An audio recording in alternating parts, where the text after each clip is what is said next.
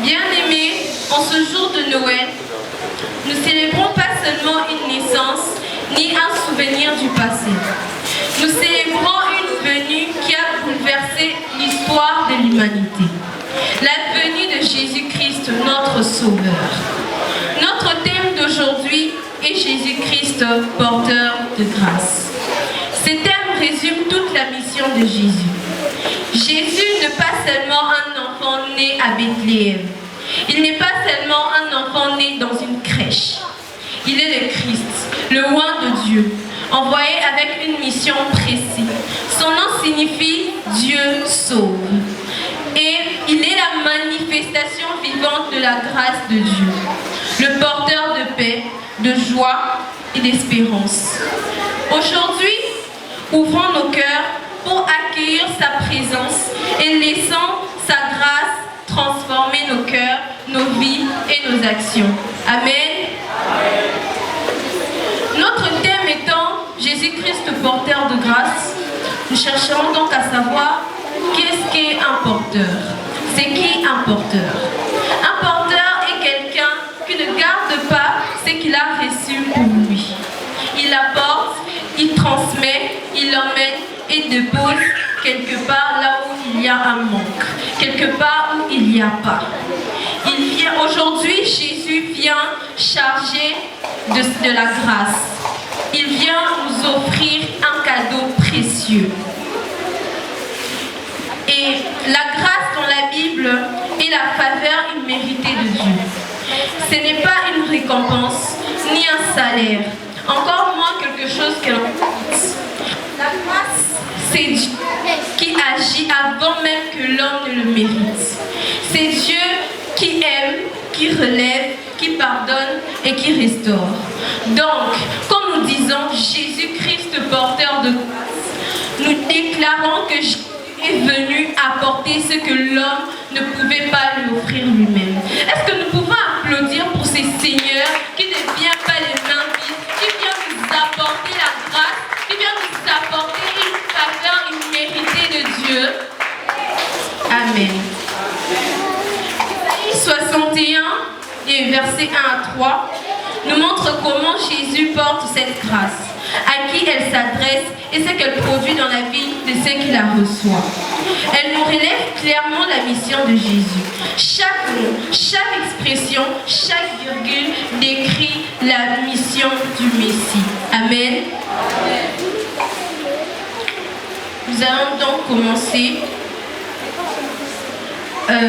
Ésaïe, le verset 1, première partie dit: L'Esprit du Seigneur l'Éternel est sur moi, car l'Éternel m'a oint. Jésus est oint par Dieu pour accomplir sa mission. Cette onction n'est pas seulement pour lui, elle est aussi une invitation à recevoir sa grâce. Alors, bien-aimé, je ne sais pas ce que tu portes dans ton cœur aujourd'hui, mais Jésus est oint pour toi. Il est venu pour relever, pour te fortifier, pour transformer tout ce qui te chagrine, car il est venu avec l'autorité et la puissance divine pour transformer et changer ta vie. Amen. La grâce n'est pas une option, elle est au cœur de sa mission.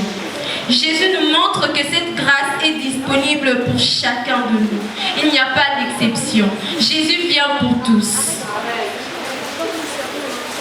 Et la deuxième partie du verset 1 nous dit qu'il a été oint pour apporter de bonnes nouvelles aux malheureux. Le malheureux, ce sont les personnes qui sont éprouvées par des circonstances. Celles qui se sentent démunies, accablées par les fardeaux de la vie. Jésus vient pour eux, pour leur annoncer la bonne nouvelle, pour changer leur situation, pour transformer leur vie. Que la misère et le désespoir prennent fin dans leur vie. La grâce que Jésus apporte transforme la vie de malheureux. Il leur porte de l'espérance là où il n'y avait que ténèbres. Alors, bien-aimé, si tu te sens malheureux, découragé, accablé, sache qu'aujourd'hui, Jésus est venu pour transformer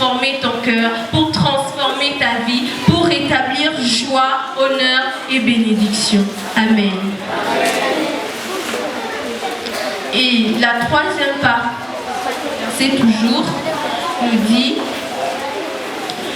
il m'a envoyé pour guérir ceux qui ont le cœur brisé.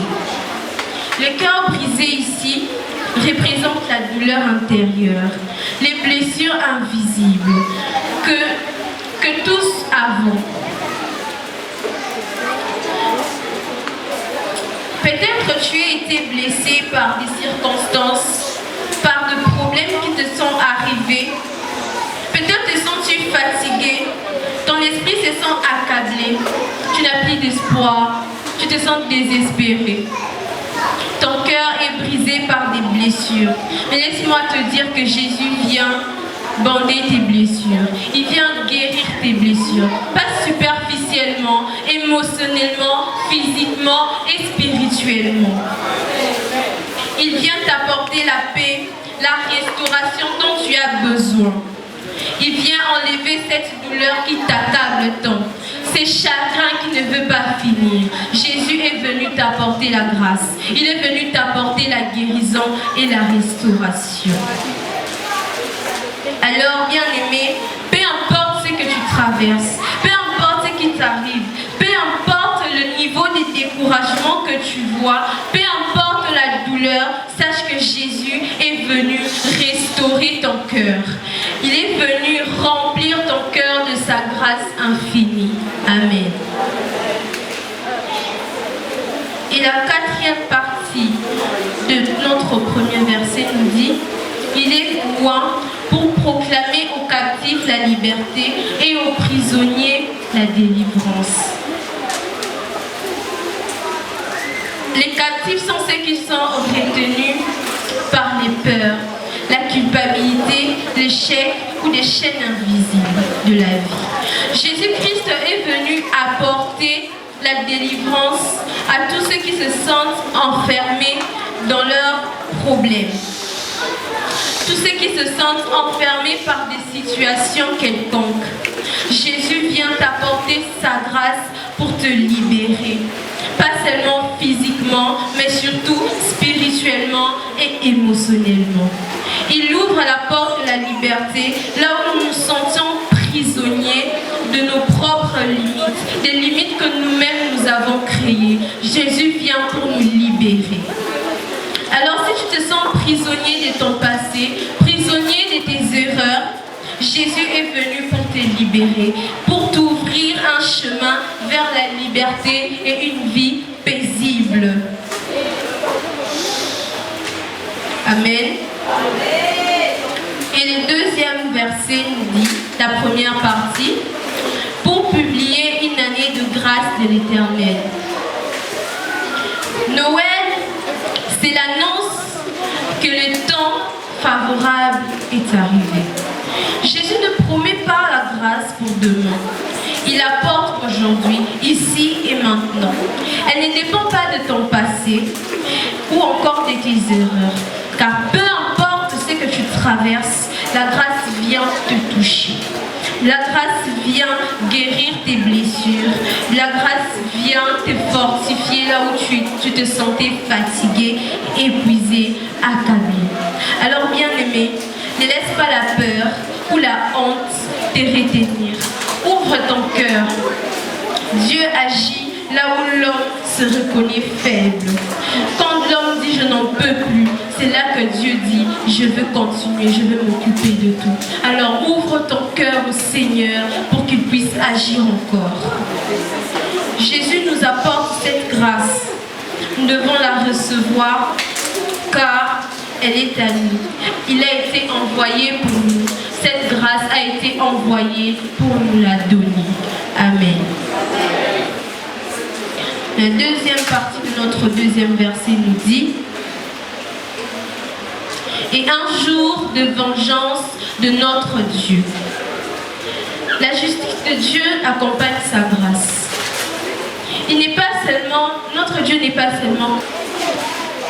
Et la troisième partie de notre deuxième verset nous dit: pour consoler tous les affligés. La mission de Jésus est d'apporter réconfort, consolation là où il y a des larmes. là où les gens pleurent. Notre souffrance il voit notre souffrance et il ne reste pas indifférent devant cette souffrance. Noël est l'incarnation de cette compassion. Dieu en Jésus descend pour nous toucher. Là où nous sommes, là où nous nous sentons tristes, là où nous pleurons, Dieu nous voit et il vient pour restaurer la joie. Il vient pour essuyer ses larmes.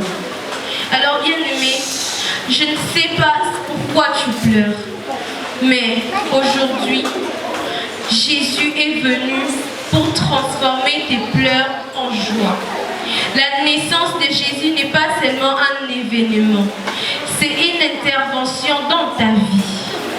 Le début de cette mission de consolation, de joie et de restauration. Car Jésus t'apporte la joie et enlève les pleurs et la tristesse dans ta vie. Et le troisième verset nous dit, la première partie, pour accorder aux affligés de Sion. Jésus vient pour ceux qui sont dans la tristesse, la douleur, la solitude ou le désespoir. Noël n'est pas juste une naissance. C'est la venue de celui qui voit nos blessures. Et quand je vois nos blessures, il ne reste pas indifférent, car un père ne peut pas supporter de voir ses enfants souffrir. Quand il voit son enfant pleurer, il vient te consoler. Il t'apporte sa grâce. Alors bien-aimé, je ne sais pas ce qui te fait pleurer, mais aujourd'hui, Jésus est venu pour toi. Il est venu pour porter tes fardeaux. Il est venu pour sécher tes larmes, te donner de l'espérance. Car dès sa naissance à Bethléem, Jésus commence sa mission qui est d'apporter la consolation, la joie à tous ceux qui se sentent oubliés dans ce monde. Amen. Et la deuxième partie de notre troisième verset nous dit: pour leur donner un diadème au lieu de la cendre. La cendre symbolise le deuil, la honte, la perte. Et le diadème représente l'honneur, la restauration et la dignité. Toi qui as été humilié, rejeté ou brisé, Noël annonce que Jésus est venu pour remplacer ton passé douloureux par quelque chose de précieux et d'honorable. Par la grâce de Jésus, il vient rétablir la dignité qui t'a été volée. Il vient te redonner ce qui t'a été pris. Il vient te faire porter ce diadème qui est l'honneur et la joie. Amen. Et la quatrième partie de notre troisième verset nous dit: une nuit de joie au lieu du deuil. Le deuil ici symbolise le poids du monde, la tristesse, les peurs. L'huile de joie est la présence de Dieu qui rend le cœur léger et fait sourire l'âme. Peut-être portes-tu une tristesse depuis bien longtemps, mais laisse-moi te dire, bien-aimé, Noël nous annonce que Jésus est venu verser sur toi cette huile de joie qui guérit et qui libérera ton cœur. Jésus ne vient pas seulement consoler, mais il apporte une joie durable. Il transforme ta vie, il transforme ton cœur, il transforme tout ce qui a été brisé en toi. Il fait réjouir ton âme et rend ton cœur léger. Amen.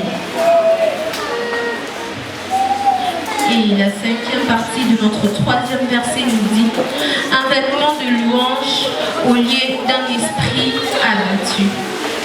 Un esprit abattu, bien-aimé, et un cœur découragé, un cœur moralisé, accablé. Les vêtements de louange signifient la gratitude, l'adoration et la force renouvelée.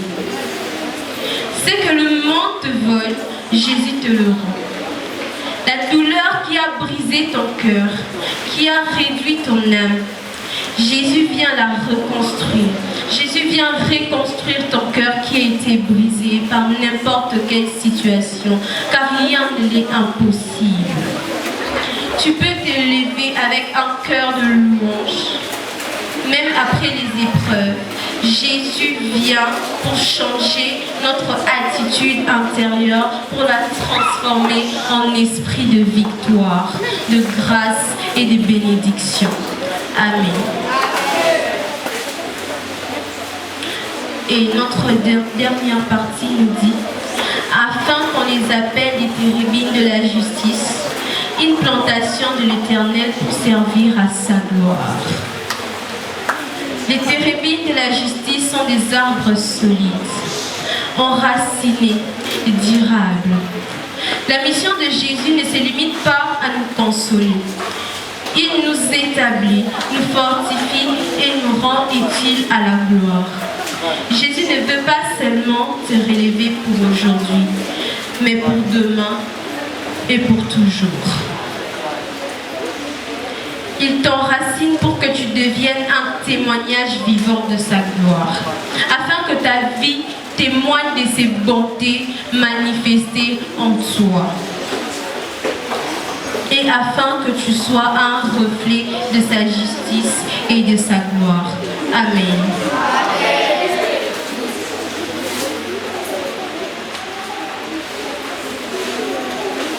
En lisant Ésaïe 61, versets 1 à 3, nous voyons clairement les souffrances qui résident dans l'homme. C'est que l'homme traverse.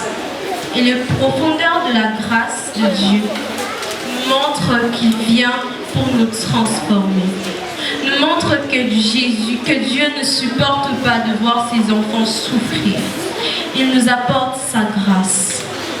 Nous avons vu des cœurs brisés, meurtris par la trahison, par l'abandon, par des blessures invisibles. Des âmes captives enchaînées par la peur, par le doute, par les fardeaux du péché. Mais voici la bonne nouvelle que Jésus-Christ t'apporte. Il est venu loin par l'Esprit du Seigneur. Il est venu pour adresser à chacun de nous une gloire et une joie. Il est venu achever cette souffrance. Il t'apporte la bonne nouvelle. Il apporte la bonne nouvelle aux pauvres, aux prisonniers, aux opprimés, à ceux dont le cœur ont été brisés. Il vient guérir le cœur. Il proclame la liberté aux captifs. Il rétablit la vue aux aveugles. Il libère les opprimés. Il console ceux qui pleurent et il transforme le cendre en diadème, le deuil en huile de joie. Alors, bien-aimés dans le Seigneur, aucune souffrance n'est trop grande. Aucune obscurité n'est trop profonde. Aucune blessure n'est trop ancienne. Pour Jésus, pour que Jésus ne puisse la guérir. La restauration et la transformation dans notre vie, il la porte entièrement pour chacun d'entre nous. Aujourd'hui, Dieu t'invite à déposer tes fardeaux à ses pieds, à recevoir sa guérison, sa joie, sa liberté, sa louange et sa justice. Avec Jésus-Christ, ce qui semble perdu retrouve la vie. Ce qui semble impossible devient possible. Et ce qui semble mort renaît par la lumière du Seigneur. Oui, Jésus-Christ est la puissance qui transforme tout. Oui, Jésus-Christ peut tout. Oui, Jésus-Christ peut te guérir. Jésus peut te renouveler. Jésus peut tout faire pour toi. Car il t'aime. Et il t'aimera toujours. Il t'apporte sa grâce, la faveur imméritée de Dieu. Car il n'en peut plus de voir ses enfants souffrir. Amen.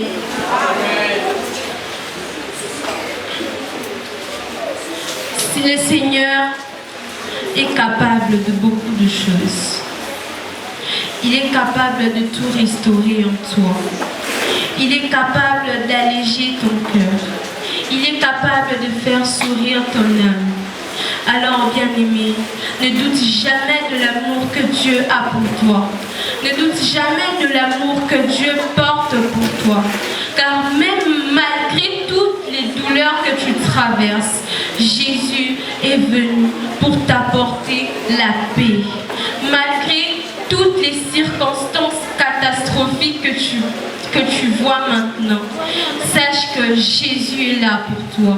Jésus t'apporte la grâce de Dieu.